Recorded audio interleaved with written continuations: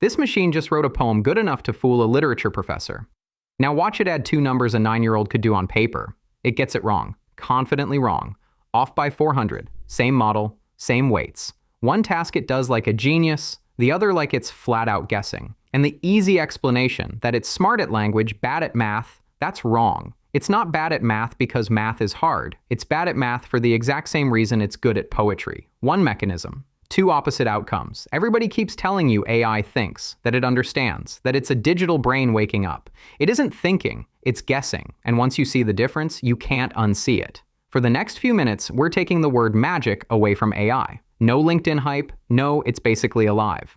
Just the 4 gears actually turning inside the thing you talked to this morning. And here's the promise.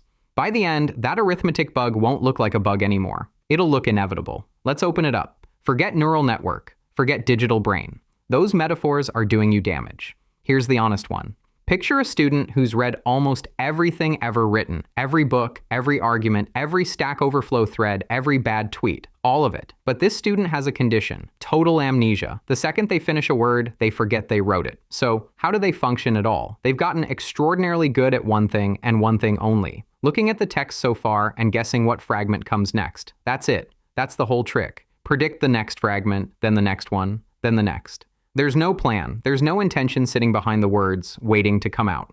That sentence you just read from an AI, it wasn't thought and then written. It was guessed into existence, one piece at a time. And here's why you, specifically, should care. The fear everyone sells you is AI is going to take your job. That's the shallow version. The real shift is quieter. When your most powerful tool doesn't reason, it predicts. Then the skill that matters stops being, can I get the answer, and becomes, can I tell when the confident answer is garbage. The machine that never doubts itself just moved doubt into your job description. Gear 1. Prediction is not thinking. When you reason about a problem, you hold a model of it in your head. You've got goals, you check your own work, you know when you don't know. The model has none of that. What it has is a probability distribution. Given everything so far, what's the most likely next fragment? It samples one, appends it, recomputes, samples again. Think of it like a pointer that only ever moves forward through a list it's writing as it walks. It can't step back and go, wait, that earlier node was wrong, let me fix it. The node's written, the pointer moves on. Now, most likely next fragment sounds dumb. It is not, because to reliably predict the next word in a proof, or a function, or a legal argument, you have to encode a staggering amount of structure about how those things actually work. The model learned grammar, syntax, style, common reasoning patterns, not because anyone sat it down and taught it the rules, but because those patterns are what make the next fragment predictable. So it looks like reasoning. Often it's good enough that you can't tell it apart from reasoning. But the engine underneath is autocomplete that read the entire internet. And here's the tell. Ask it who invented the light bulb. It'll tell you Edison. No hesitation, total confidence. Because Edison is the popular answer and the likely answer, and here they line up perfectly. The messier truth, all the people who built working bulbs before him, that's rarer in the training data, so it gets buried. Its job was never be correct. Its job was be likely. Likely and true are usually close. The danger lives in the gap, where they aren't. Keep that gap in your pocket. Likely versus correct is exactly what breaks the machine's arithmetic later. We'll get there. Gear 2. Training versus inference. Training is studying for the exam. It happens once, up front. You take the amnesiac student and you show them trillions of fragments of text. Every time they guess the next fragment wrong, you nudge the internal weights. Billions, even trillions of numbers, a tiny bit toward the right answer. Do that at planetary scale for months, across thousands of GPUs, and the guessing gets scary good. That process is brutally expensive. It's the part that costs hundreds of millions of dollars and a small city's worth of electricity. Inference is sitting the exam. It's what happens when you type a prompt. And here's the part that surprises people. During inference, the model does not learn. At all. The weights are frozen. Read only. Training is compilation. Slow, done once, spits out an artifact. Inference is running the compiled binary. Fast, repeatable, and it does not modify itself while it runs. So when your chatbot says, I'll remember that for next time, that's not the model learning. If it actually does remember next week, some other system quietly copy-pasted a summary of this conversation back onto a fresh desk. The transformer itself never got smarter, it just got handed better notes. But hold on, if the model can't learn while you talk to it, and it forgets every word the instant it writes it, How does it remember the start of your conversation at all? None of that explains the wrong answer yet either. That's still 2 gears away. First, gear 3, the context window. And please, stop calling it memory. It is not memory. It's a desk.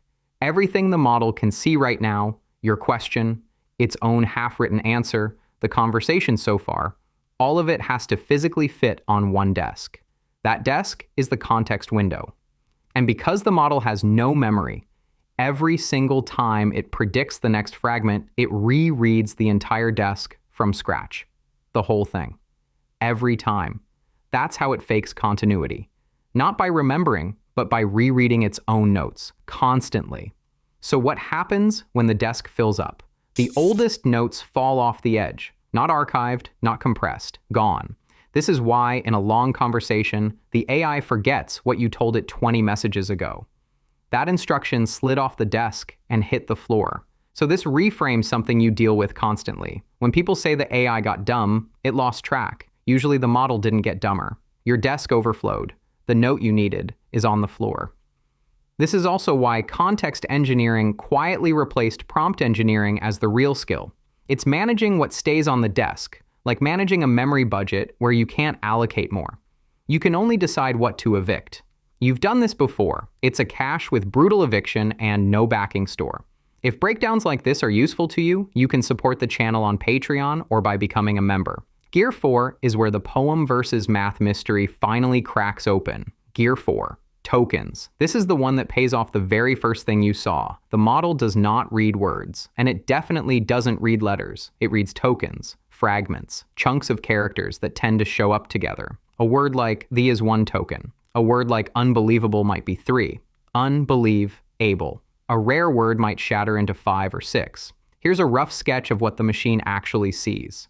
To the model, your sentence isn't words. It's that bottom row, a list of ID numbers. And it's predicting the next ID number in the sequence. That's the entire input. Now, why does this make it a poet and a terrible accountant? Poetry, prose, style, those live at the level of fragments and rhythm. Which chunk tends to follow which chunk? What sounds right? What pattern completes? Tokens are perfect for that, but numbers don't work like language. The number 4,839 is not 4 independent syllables. It's a single quantity where the position of every digit matters. Thousands, hundreds, tens, ones. Arithmetic needs place value. It needs to carry the 1. And the tokenizer just doesn't care. It'll chop 4,139 into whatever fragments were statistically common in its training data. Maybe 48, maybe 4, then 839. The clean digit structure that arithmetic depends on gets shredded before the model even starts thinking. So it isn't doing math. It's pattern matching what a plausible answer looks like, digit fragment by digit fragment. And plausible is not correct. And there's your whole mystery solved. The poem and the broken sum come from the exact same mechanism. It was never good at language and bad at math.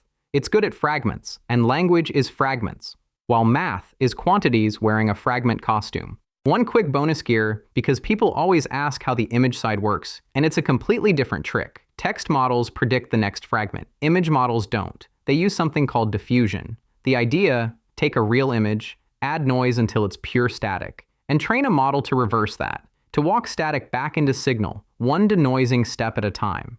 So when it generates a picture, it starts with random noise and asks, step by step, what would this look like with slightly less noise given the prompt? It sculpts an image out of grain, not prediction, not a desk of fragments, guided denoising. Different gear entirely, worth knowing it exists because AI is not one machine. It's several, and they don't work alike. I'll be honest about the uncomfortable part. Everything I just described, the guessing, the frozen weights, the desk that overflows, the shredded numbers, none of it makes the machine less useful. It's stunningly useful. It just makes it something other than a mind. And if you keep treating a prediction engine like a colleague who reasons, you'll trust it in exactly the moments it's least trustworthy, right where likely and true come apart. The people who win with this technology aren't the ones who believe the magic. They're the ones who can see the 4 gears turning and know precisely where each one slips. Which leads straight to the obvious next question. If this is what's under the hood, a confident guesser that can't check its own work, what happens when you let it write your software, unsupervised, for 6 months? I did that. Then I went back and audited all of it. That's the next video on the channel. I audited 6 months of AI code. It's all instant legacy. Same lens, bigger mess.